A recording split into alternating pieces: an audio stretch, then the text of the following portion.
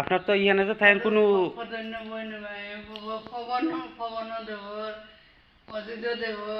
আপনার তো ইয়ানে কোনো অসুবিধাও না।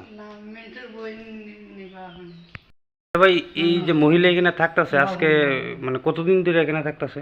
ঘটনা হয়েছে আজকের থেকে প্রায় 7 মাস হয়েছে। একদিন রাত্রেবেলা 8টার সময় আইছিল, তো আমরা তো এনে নাইট ডিউটি করি, তো মানে আমার নজরে আইছে পুকুর পাড়ের দিকে বয়ে গেছে। তখন আমরা তো কিছু দেখি না কে না কে পাগলটা বলতো পারে। তো যাক, তারপরে বৃষ্টি অনেকদিন 2-3 দিন পরে বৃষ্টি হয়েছিল, হওয়ার পরে বেটির প্রচন্ড জ্বর আইছে। তখন আমরা এখানে একজন আসছিল চিরন কইয়া, হ্যাঁ নিয়ে তার ওষুধ টষুধ খাওয়াইছে, তো যাক জ্বর টর ভালো হয়েছে।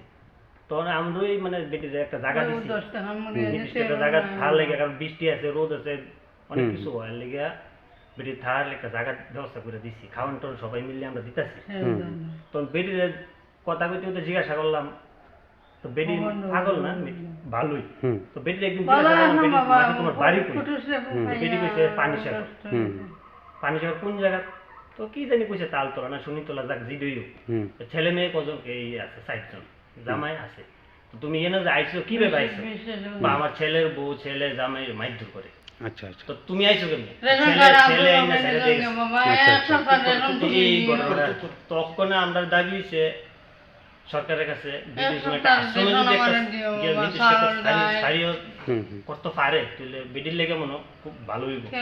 বেডির দিনে রাতে বেডি থাকে, খা না খা, আমরা তো সবসময় বেডির দেখতে পারি না, আমরা বাড়ি ঘরে কাজ আছে। কোন জায়গাতে থাকতেছে? এই জায়গাটার নাম কি? এই জায়গাটার নাম হচ্ছে কাঞ্চনমালা 4 নম্বর কলোনি।